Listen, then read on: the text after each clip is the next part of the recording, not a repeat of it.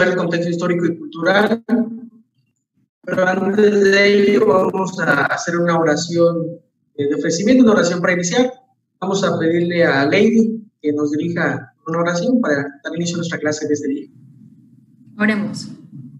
Señor, muchas gracias te damos, Padre, por la vida y la salud que tú nos das. Señor, te pedimos que nos ayudes a concentrarnos, que podamos estar atentos, Señor, a lo que el hermano nos va a enseñar, que en nuestro corazón, Señor, siga habiendo esa disposición y la humildad, Señor, para aprender la forma correcta, Señor, de ir a tu palabra.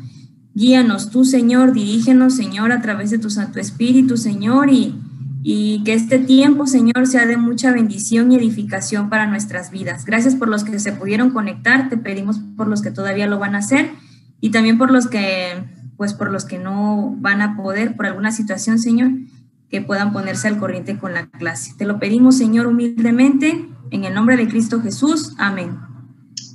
Amén. Bien, en esta ocasión vamos a hablar acerca del contexto histórico y cultural. Este es nuestro tema.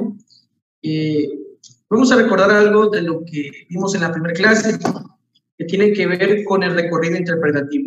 Veíamos el texto y nosotros ahora. Entonces veamos cómo es fácil poder cometer el error de alegorizar el pasaje o tratar de contextualizarlo cuando nosotros de manera rápida tratamos de aplicarlo a nuestra vida. Ahí notábamos que hay un proceso, hay todo un estudio que hay que hacer a lo que le llamamos la exégesis para poder llegar a ellos entonces. Entonces, aquí en esa parte es donde más tiempo quizás nos vamos a dedicar. De hecho, cuando hablamos de contexto histórico-cultural, se centra precisamente en ellos. Entonces, es cuando nos vamos a referir a los oyentes, a la audiencia original, al autor de la carta, del libro, y vamos a hacer toda una serie de observaciones al texto, tanto gramaticales, tanto de figuras retóricas, para poder saber a detalle qué es lo que estaba diciendo el autor. Una vez que tengamos todos esos datos, toda esa información, toda aquella observación, pues vamos a nosotros a hacer la reflexión teológica. No nos regresamos a nosotros, sino hacemos un estudio o lo conectamos con el Evangelio, con Cristo, para que todo ese conocimiento que tengamos podamos saber cómo encaja dentro de la historia de la redención y después puede haber una aplicación a nosotros. Entonces nosotros nos vamos a estar centrando en el texto, a ellos entonces. De eso se trata en este caso, el contexto histórico-cultural. Ahora, ¿por qué preocuparnos en ello? En el modo en que nos acercamos a la Biblia ha de coincidir con el modo en que Dios nos dio la Biblia. De lo contrario, es muy probable que malinterpretemos lo que quiere decirnos. Como el libro que nosotros tenemos hoy, nuestra Biblia, va a contener diferentes estilos literarios, va a ser muy diferente el uso de palabras. Nosotros no podemos tratar de aplicarla tal cual. Nosotros hoy, por ejemplo, y nosotros lo tenemos con cualquier otro libro. Inclusive, yo me he topado, por ejemplo, con el libro que estamos llevando de hermenéutica. Los autores son norteamericanos. Entonces, inclusive sus anécdotas, sus vivencias o los ejemplos que utiliza son muy norteamericanos, hablan de mucho de la cultura americana. Entonces, cuando yo trato de explicar la clase, tengo que ver qué es lo que quieren ellos dar a entender y en mi caso poder utilizar quizás ejemplos más de nuestra cultura. Pasa lo mismo con la Biblia. En la Biblia vamos a encontrar ejemplos de la cultura hebrea, otros ejemplos romanos, ejemplos griegos. ¿Por qué? Porque en ese contexto se escribió. Tenemos entonces nosotros que conocer quiénes eran los autores, la forma en la que ellos vivían cotidianamente. Porque, por ejemplo, si la Biblia nos habla de la casa, de una casa, en nuestra mente está la casa, pues lo que viene a nuestra mente es una casa como la nuestra. Sin embargo, tenemos que conocer algo de la cultura para saber cómo eran las casas de aquel entonces. Por ejemplo, cuando nosotros leemos en la Biblia que dice que Lot estaba a la puerta de la ciudad, muchas veces nosotros pensamos, bueno, estaba a la entrada, ¿no? Pero no se refiere solamente al lugar donde estaba, sino que cuando se refiere que estaba a la entrada de la ciudad, se dice que a la entrada de la ciudad estaban las personas que gobernaban, era el consejo, una especie así como de consejo municipal. Cuando dice que él estaba a la entrada de la ciudad, no es solamente que estaba localizado allí, sino va más allá con una función, que él tenía una función pública. Eso nos habla de cómo él estaba inmerso dentro de aquella cultura, de tal forma que cuando el Señor lo llama a que salga, él le cuesta salir de allá. Por ejemplo, cuando dice que a cierta hora llegaron los ángeles y a cierta hora salió. Se habla más o menos que fueron como 6 horas donde él estuvo como que pensando si salía o no salía de la ciudad. Eso nos dice mucho acerca de la cultura. Si nosotros en una lectura muy superficial nos pasamos por algo. Entonces, podemos nosotros hacer esas observaciones, pero a la vez analizar el aspecto cultural e histórico. Puesto que Dios dio su mensaje en situaciones históricas específicas, es decir, a personas que vivían en lugares concretos, hablaban un idioma determinado y tenían una forma de vida específica, hemos de tomarlos en serio la antigua situación histórica y cultural. ¿Por qué? Porque muchas veces cuando el apóstol Pablo habla de algo muy particular que le estaba sucediendo, el Señor lo toma para que sea un principio atemporal. Lo que para unos quizás fue una situación, de ahí surge un principio eterno. Pero debemos conocer primero cuál es el principio o cuál era la enseñanza de manera local, específica, para saber cómo asciende ese principio y nos llega a nosotros. Ahora bien, el verdadero significado del texto bíblico para nosotros es el que Dios quiso que tuviera su origen. Debemos conocer ello. No estamos diciendo que, como algunos piensan, que por ejemplo algunos pasajes del Antiguo Testamento solamente fueron alegorías. No, tuvieron un momento, sí existieron esos personajes, los milagros sí existieron. No tenemos que ver esa parte, ¿no? Es como cuando leemos dice la Biblia en un momento cuando los discípulos le preguntaron al Señor Jesús, dice que iban caminando, iban entrando a una aldea y encontraron a un ciego de nacimiento. ¿Sí recuerdan cuál fue la pregunta que le hicieron al Señor Jesús? ¿Sí recuerdan ese pasaje? Bien, la pregunta es, ¿quién pecó? ¿Este o sus padres? ¿Sí? Ahora, ¿qué entendemos cuando surge la pregunta? Ahí habla mucho de la cultura o del pensamiento judío. ¿Qué pensaban los judíos? Los judíos pensaban que si había un mal con alguna enfermedad de ese tipo, es porque había pecado de por medio. Entonces ellos veían, bueno, dentro del pensamiento judío es, si me va bien, si tengo dinero, si tengo riquezas, es porque Dios está conmigo, me va bien. Pero si me va mal, si tengo una enfermedad crónica, es una maldición porque he pecado, porque algo he hecho malo. Entonces, eso estaba en el pensamiento de ellos cuando ellos preguntan. Noten que la pregunta es de los mismos discípulos. ¿Quién pecó, esto o sus padres? Y la respuesta de Jesús es que lo que le había pasado era para que a través de ese milagro se mostrara la gloria de Dios. Entonces, nosotros podemos encontrar allí un aspecto cultural.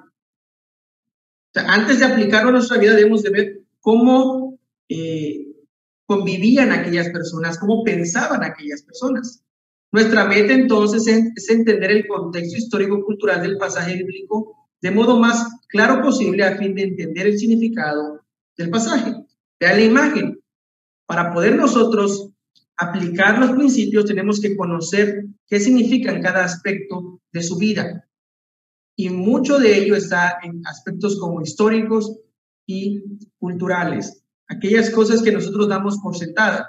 Es, por ejemplo, cuando estamos leyendo, no sé, en Reyes o cuando estamos leyendo Crónicas, o propio Nehemías, y nos hablan en tal año, bajo el reinado de tal rey, ¿no? Es decir, nos da un panorama y nosotros tenemos que ubicar esa información para saber si el profeta habló antes del exilio, durante el exilio o después del exilio. Eso va a ayudar mucho en nuestra interpretación de la Biblia.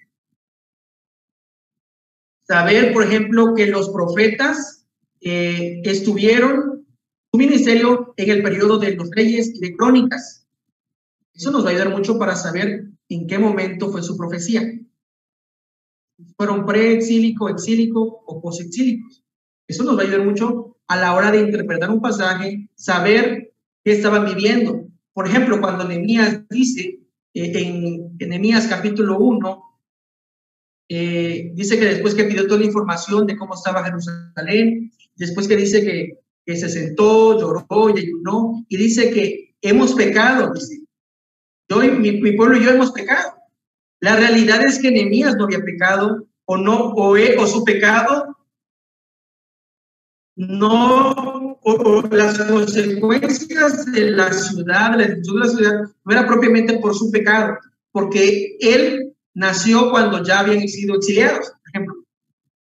Entonces, pero ahí lo que hace es que él es parte del pueblo y dice, como yo soy parte del pueblo, mi pueblo ha pecado, y como mi pueblo ha pecado, Dios, y en el mismo pasaje dice que se había cumplido, ¿no? De que Dios lo iba a enviar tan lejos por consecuencia de su pecado. Pero él también dice que Dios había prometido que si el pueblo se arrepentía, Dios también los traería de aquel lugar donde los había llevado exiliados. Entonces, esa información nos ayuda a entender el pasaje, entender la mente del autor, pero tenemos que ubicar ese aspecto histórico cultural.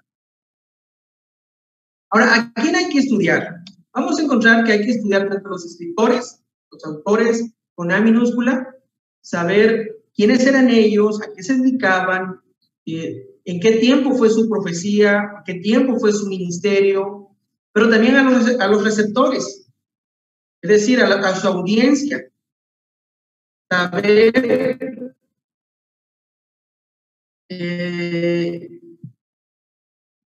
en dónde estaban situados, conocer su cultura, porque es muy diferente los Gálatas, por ejemplo, la iglesia de Galacia, que, por ejemplo, que la audiencia de Nehemías, muy diferente. Es muy diferente la audiencia, por ejemplo, de alguno de los salmos a, no sé, a los filipenses, por ejemplo. Cada uno tendrá sus particularidades y eso nos ayudará a la interpretación del pasaje que estamos estudiando. Ahora, ¿qué vamos a hablar acerca del escritor bíblico? Encontrar todos los datos que puedan respecto al trasfondo del autor.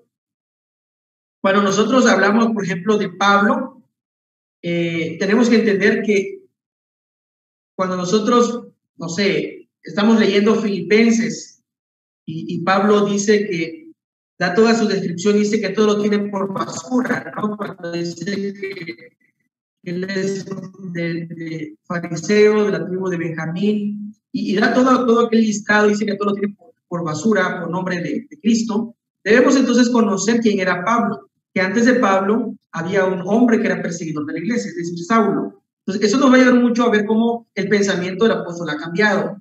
A mí me ha pasado mucho ahora que estoy predicando en Pedro, darme cuenta cómo el pensamiento de Pedro ha cambiado respecto a cómo él era, o cómo lo mencionan los evangelios, como un varón que se airaba rápidamente, de un varón que tomaba algunas decisiones sin antes pensarlas, era muy brusco.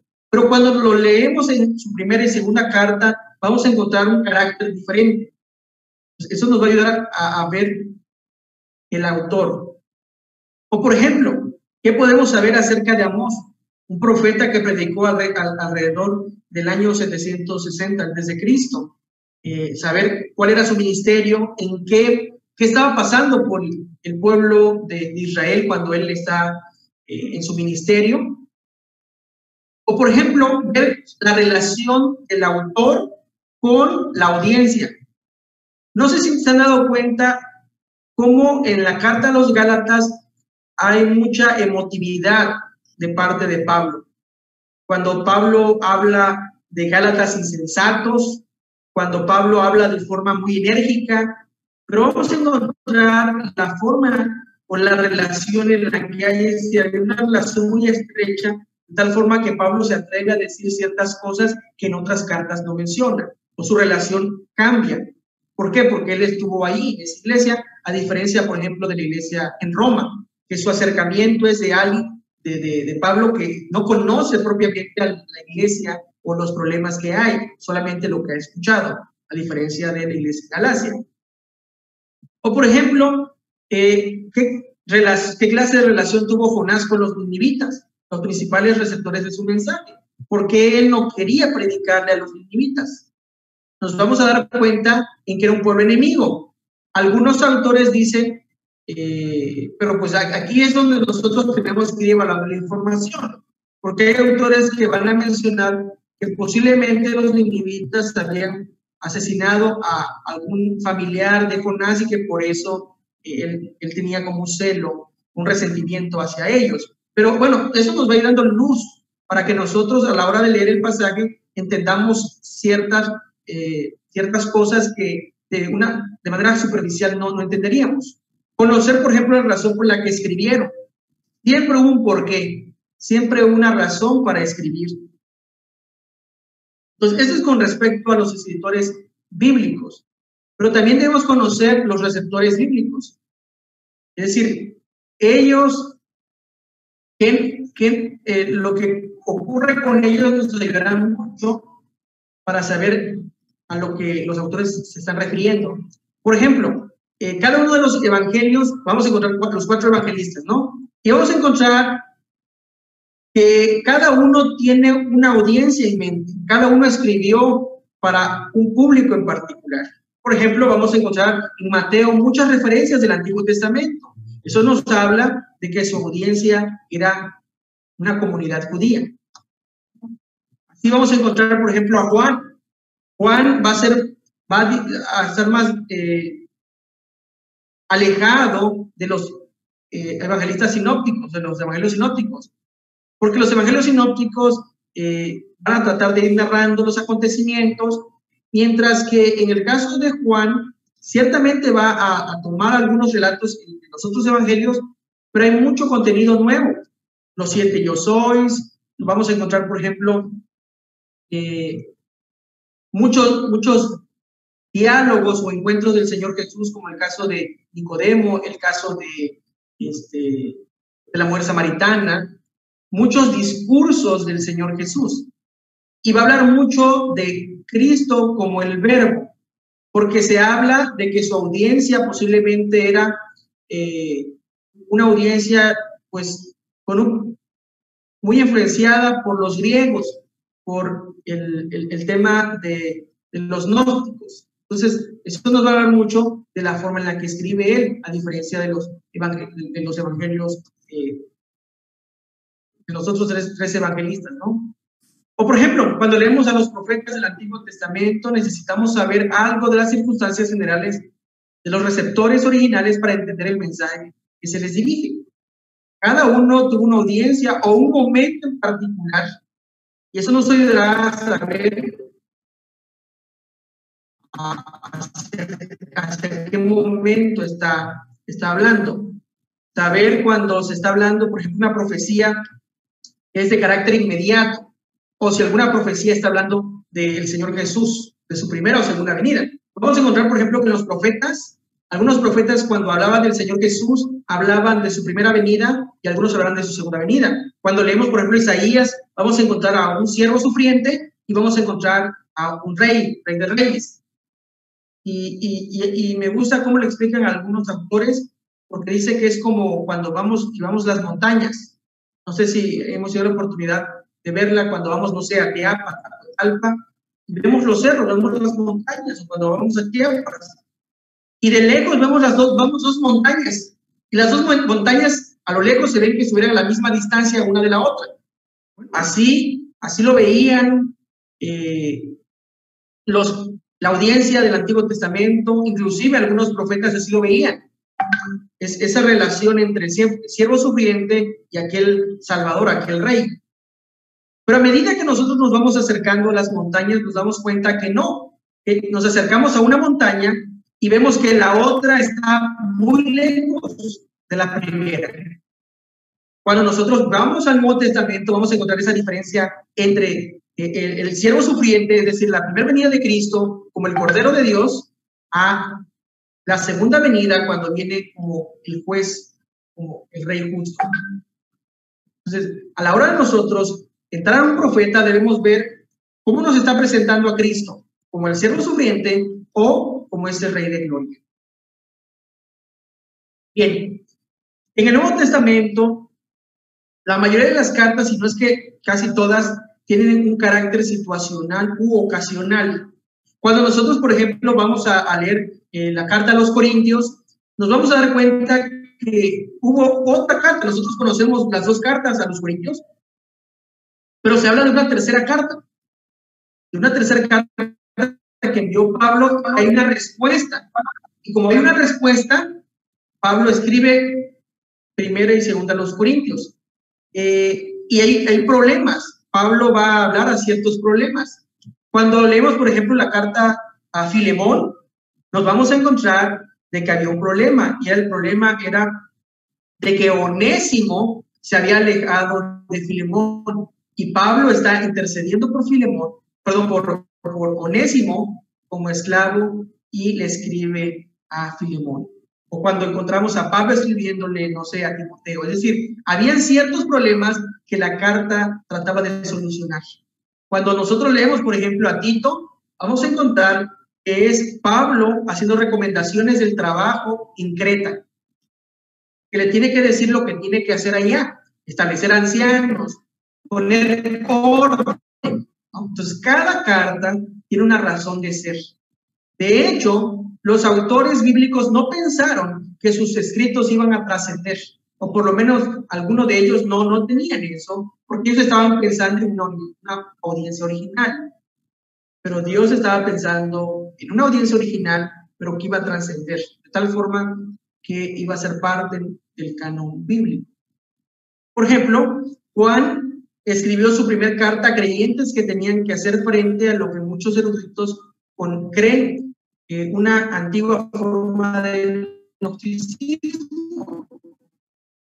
Por eso es que él habla acerca de la verdad del conocimiento. Bien, el contexto histórico y cultural abarca información acerca del autor y los receptores, es decir, así que aquellos elementos geográficos, sociales, religiosos, económicos y políticos que se relacionan con el pasaje.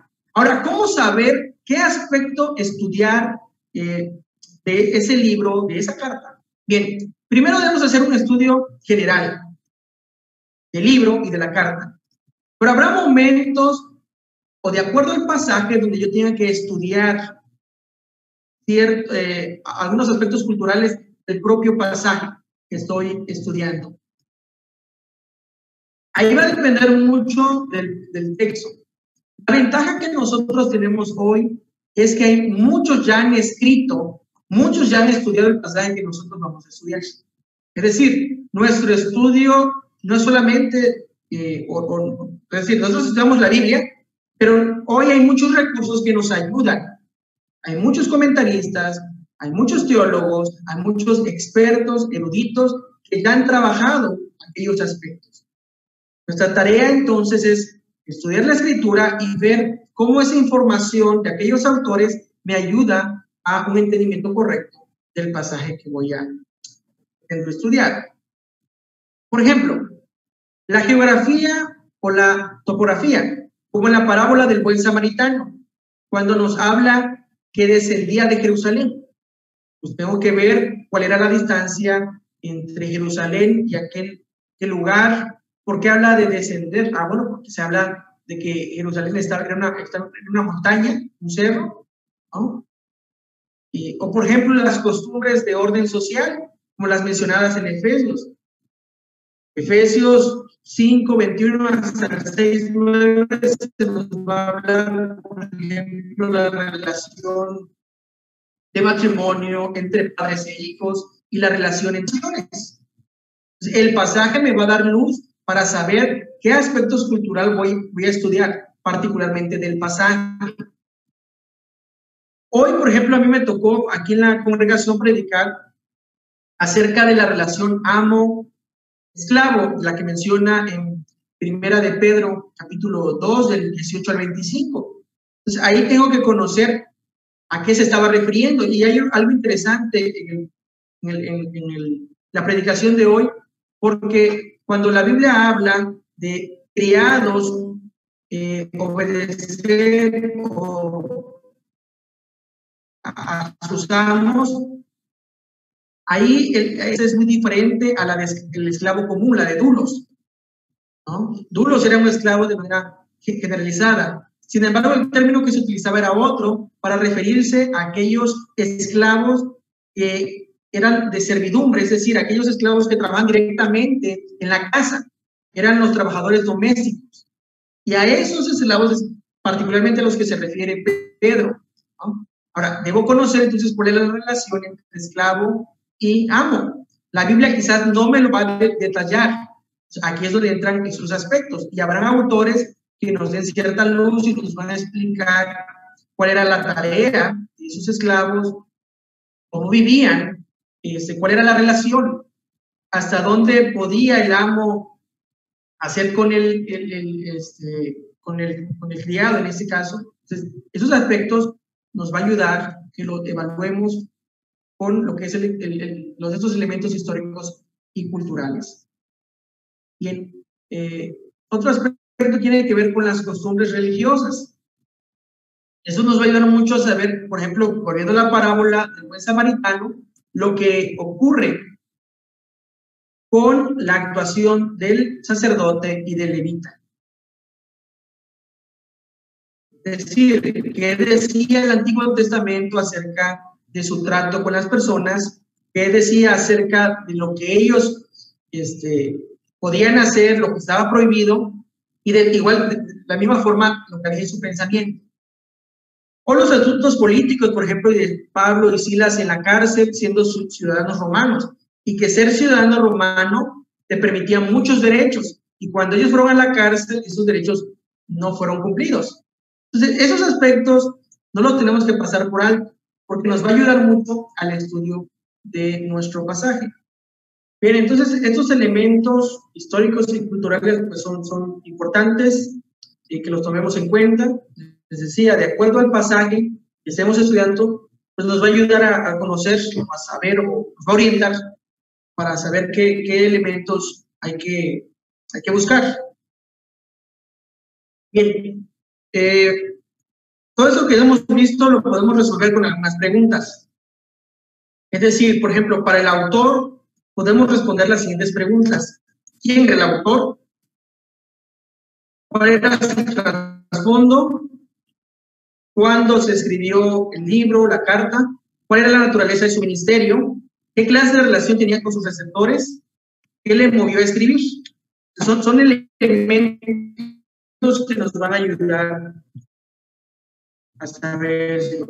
Hay otros como, por ejemplo, la fecha, la ciudad de pero ya hay Biblias o material que trae toda esa información. Algunas introducciones al Nuevo Testamento, al Antiguo Testamento, algunas Biblias de estudio ya lo van a traer.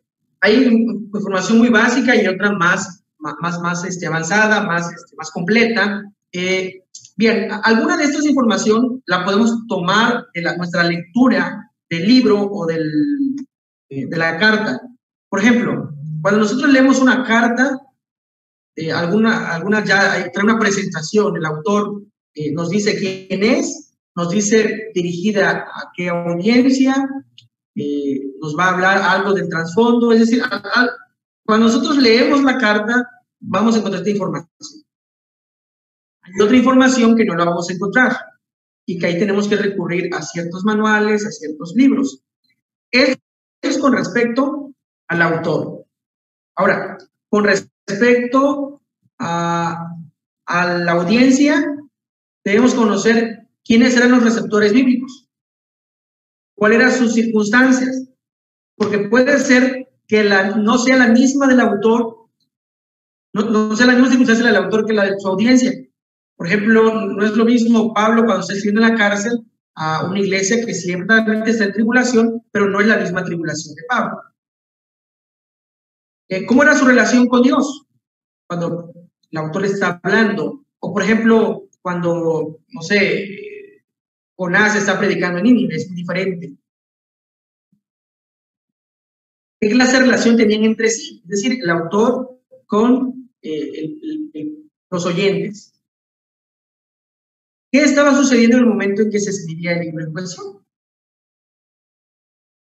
Bien, esto va a responder a todo lo que hemos estado viendo a lo largo de esta clase.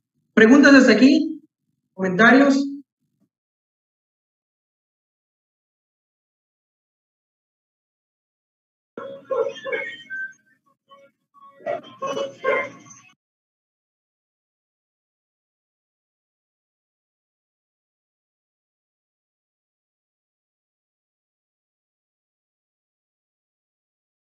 Bien, aquí vamos a requerir ciertos materiales. No sé si alguno de ustedes tiene algún tipo de Biblia de estudio que traiga esta información.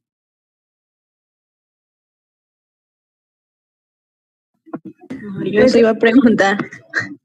Pues yo he usado una página que una vez me recomendaron que es Indubiblia. Y allí, por ejemplo, cuando pues me ha tocado, por ejemplo, predicar en mi sociedad, pues me he ido a ese recurso y viene, la verdad que está padre porque viene subdividido, hasta vienen preguntas de cómo sacar información general, específica, y precisamente vienen así como ese tipo de preguntas, qué estaba pasando en ese entonces, quién escribió, en qué año, la situación política y todo eso. Entonces, eso a mí me ha ayudado en lo particular porque pues viene más explicado. Bueno, sí, es lo que les decía. O sea, nosotros, nuestra ventaja es que tenemos ya más recursos disponibles. Hay un libro que nosotros llevamos en el seminario, es Introducción al Antiguo Testamento, de Tremper Logman. Este libro, trae una información, claro, es un poquito más amplia. De esos libros van a haber otros aspectos como crítica textual, pero eso es otra cosa que no veremos aquí. Y va a traer mucha información muy buena. Lo que me gusta de este autor es que este autor, por ejemplo, va a traer una perspectiva nuevo testamentaria en cada uno de sus comentarios de los libros. Por ejemplo, se habla de Génesis, al final hay un apartado que va a hablar sobre cómo ese libro, es decir, Génesis, tiene relación con el Nuevo Testamento. Y lo que nos ayuda es encontrar prácticamente a Cristo en el Antiguo Testamento, en cada uno de los libros. Trae un aspecto igual, la literatura va a traer, o sea, qué tipo de literatura es la que estamos manejando, cuál es el género literario, aspectos históricos, aspectos del autor, que es muy interesante. Este libro, bueno, ya ahorita es complicado conseguirlo. Antonio lo cotizó. ¿Cuánto estaba Antonio en Amazon? Pues primero lo busqué en Gandhi y está en 740 pesos, pero no está disponible. Y luego lo busqué en Amazon y no sé qué tenga ese libro, pero costaba 4,000 pesos. Sí, bueno. En Amazon. Ok. Cuando Antonio me dijo eso no recordaba por qué, pero ya me acordé, es que este es el editorial Desafío.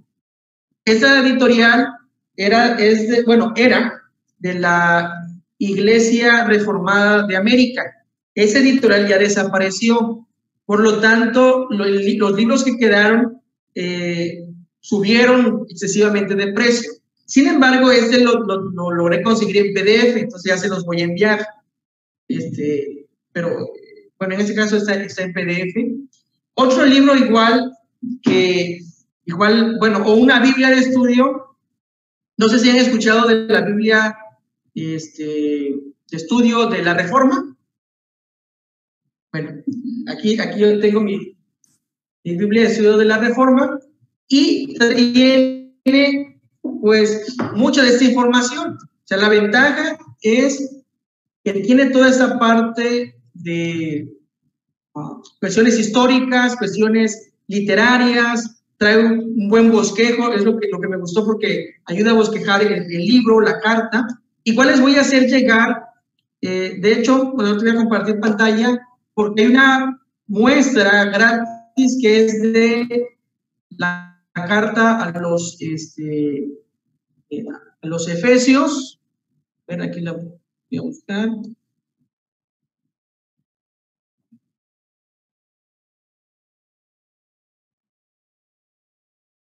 Una muestra, entonces esta nos va a ayudar mucho a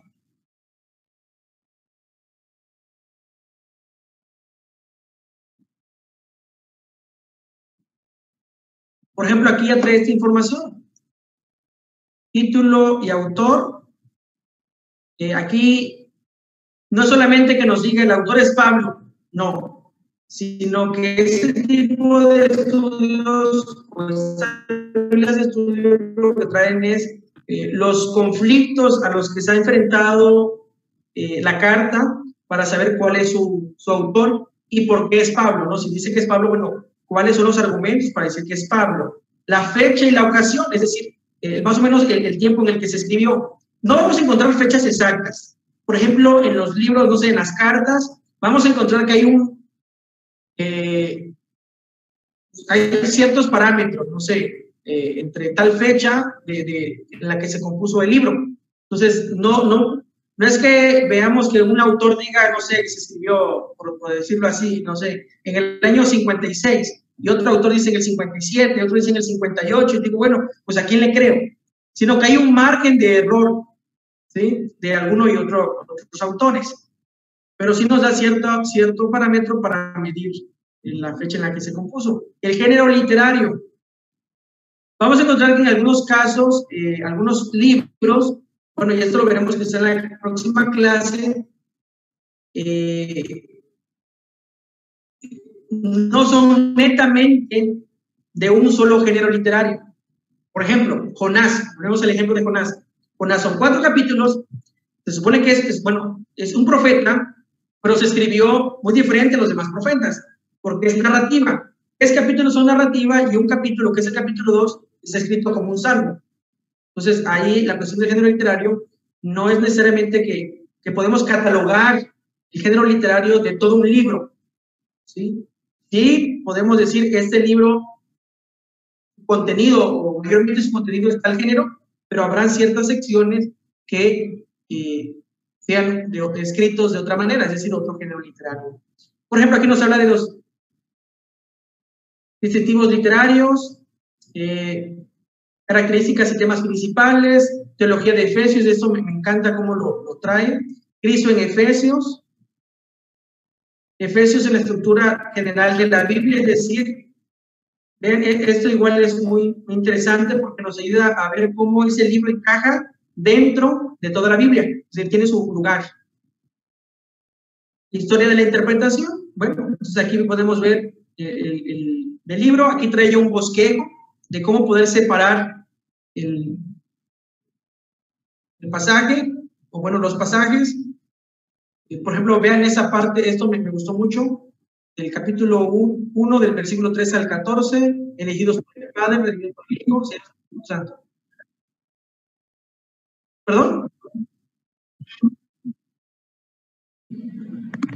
¿Sí se ve el PDF? Estaba enseñando, nos está enseñando el PDF. No lo vemos. Yo me di cuenta hasta el ¿cómo pueden ver? No me dijeron nada. Supongo que seleccionó solo para PowerPoint y no para su pantalla. Disculpe. Pues gracias por decirme todo.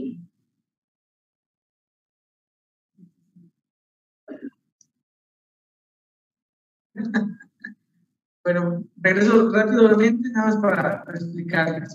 Esta es la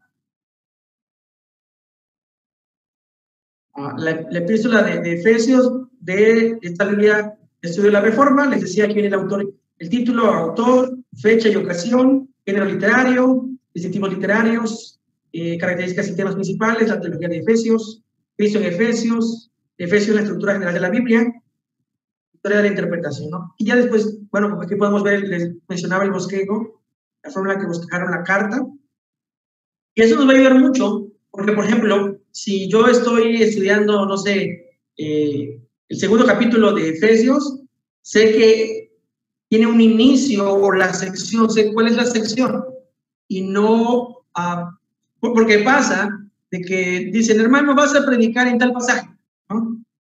Pero a veces me ha topado de que el pasaje empieza desde antes, el pasaje es más amplio, o me está dando un pasaje muy amplio que puede abarcar 3, 4 secciones, y que digo, bueno, para un sermón solamente es necesaria una sección para no abarcar demasiado y al final decir muchas cosas y al final no decir nada. Entonces, mejor ir por una sección más corta y exponerla de mejor manera. Entonces, aquí me ayudan estos bosquejos. Ahora, estos bosquejos no es que así es, ¿cómo decirlo? O sea, es una verdad universal y que es la única forma de bosquejarlo, no. Y aquí es donde vamos a ir comparando con lo que dicen otros autores.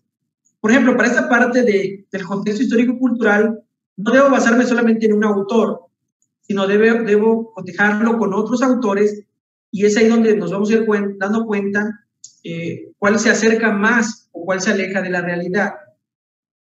En la medida que lo vayamos haciendo esto, es decir, digamos como un ejercicio, lo vamos a poder identificar, desechar algunos comentarios, tomar otros, en fin. Ahora, esto, como yo les mencionaba en la otra ocasión, es de lo general a lo particular. Si se dan cuenta, todavía no hemos entrado a un pasaje, lo vamos a hacer. Pero primero necesito conocer la carta o el libro. Bien, aquí vamos a entrar ya a la parte práctica. Para la próxima semana quiero que cada uno pueda escoger una carta o un libro y poder contestar esas preguntas. Ya les voy a enviar la diapositiva, pero lo que refiere a las últimas 2 diapositivas, cuando se hacen las preguntas, ¿no? ¿Quién era el autor? ¿Cuál era su trasfondo?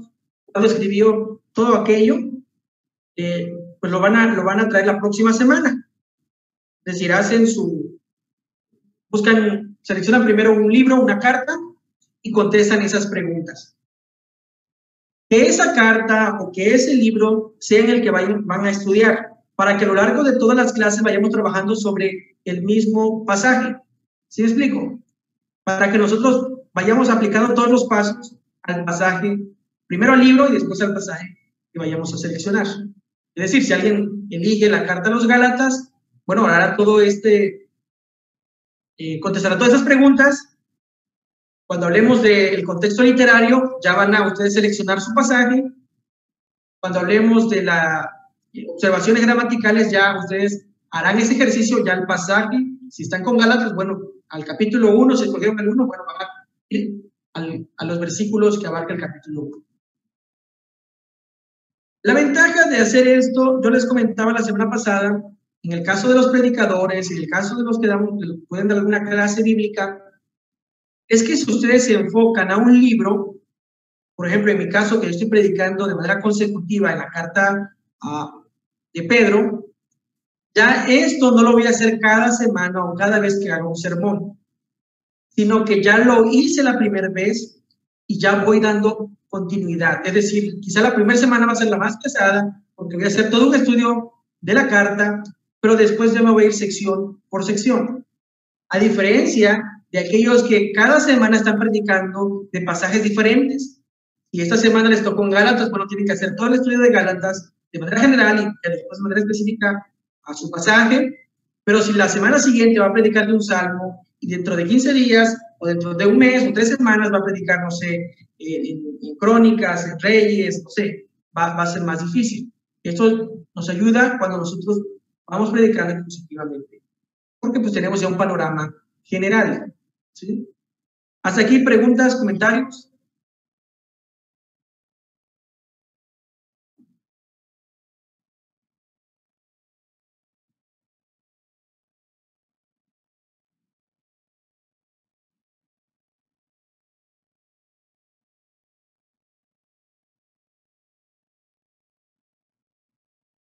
Nada, pues que solamente la tarea va a ser eso, ¿no? De contestar las preguntas y eso es todo, ¿no? Ya no nos vamos a meter todavía al estudio como tal, sino como que ese es el primer paso, ¿no? Para empezar a estudiar ya a profundidad el pasaje.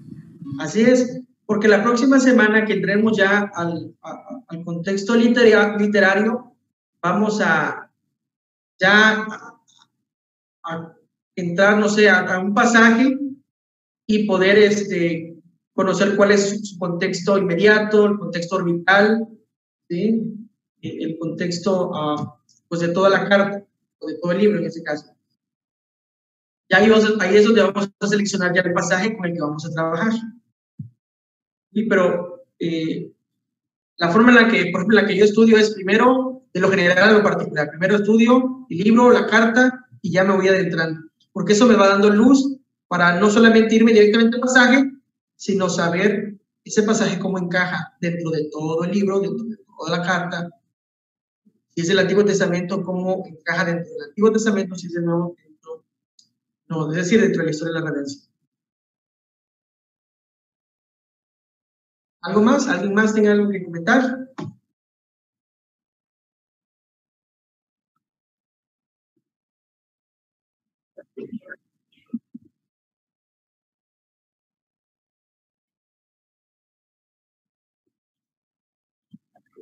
Ok.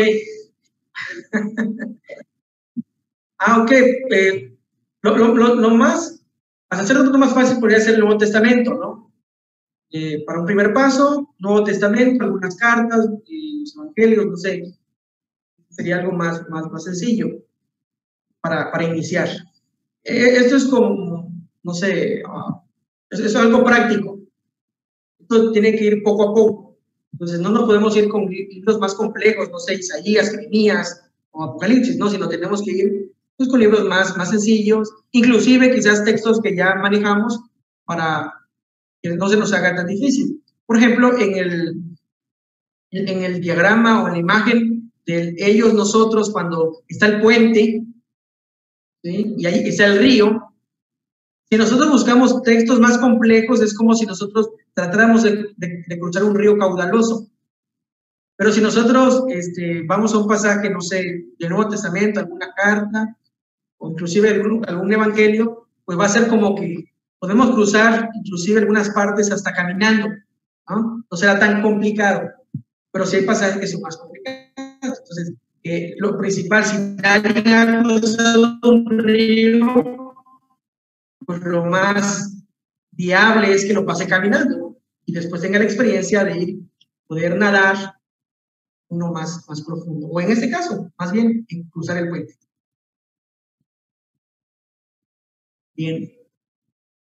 Cuando no comentan, o es de dos, o es que me expliqué también que no hay preguntas, pero lo dudo, o no entendieron mucho de lo que... Es la primera, explico bien.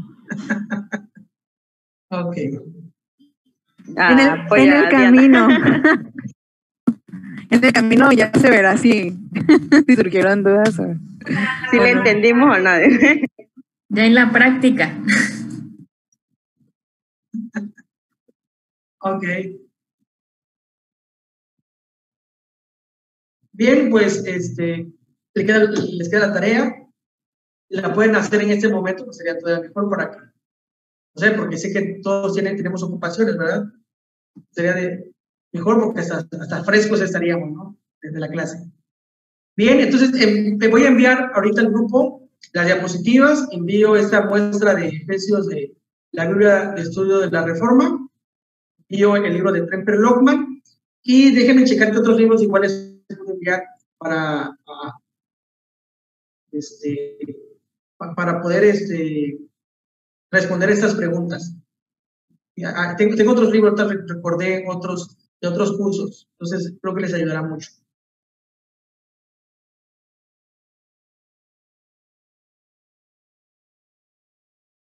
Bien, si no hay más preguntas o comentarios, pues con esto vamos a terminar nuestra clase de hoy. Vamos a pedirle a Kaylee que haga una oración para concluir.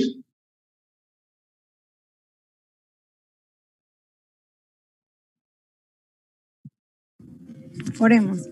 Padre Celestial, en esta hora de la tarde te damos gracias, Señor, porque nos das la oportunidad, Señor, y el privilegio de poder estar reunidos, Señor, un grupo de hijos tuyos, Señor, que quiere, oh Dios, aprender más de tu palabra, que quiere, oh Dios, exponer tu palabra, Señor, pero hacerlo de la manera correcta, Señor, no basados en nuestra propia opinión, Señor, o lo que pensamos o creemos que dice, sino realmente queremos, oh Dios, llevar esa palabra que tú has dicho, Señor.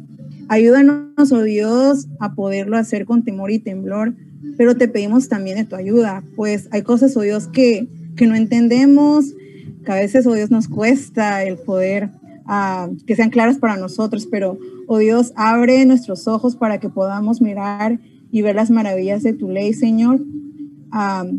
Darnos también el discernimiento, Señor, para poder ver lo que tú nos estás diciendo, Señor, y poderlo aplicar a nuestra vida, Señor, y también enseñarlos a otros, Señor. Ayúdanos, oh Dios, a permanecer en esa comunión contigo, Señor.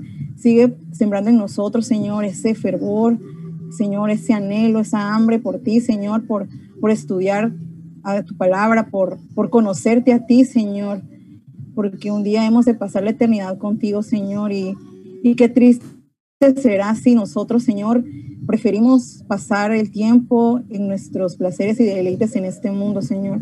Oh Dios, ya has sembrado eternidad en nuestros corazones y es menester, Señor, que nosotros podamos invertir nuestro tiempo, Señor, en buscar tu rostro, en conocer a ese precioso Salvador, a ese Creador del universo. Ayúdanos, oh Dios, a nosotros a poder seguir adelante, Señor, ser esos siervos, Señor, que estén dispuestos a darlo todo por ti, Señor.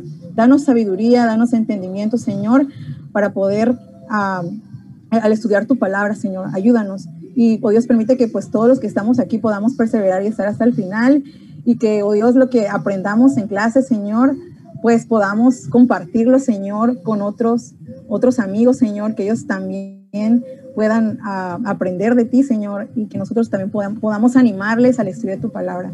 Gracias te damos en esta hora, oh Dios, y bendice a cada uno de los que estamos aquí en esta tarde. Y guárdanos, oh Dios, en el nombre de Cristo Jesús. Amén. Bueno, entonces que el Señor nos bendiga. Ya la próxima semana espero sus tareas.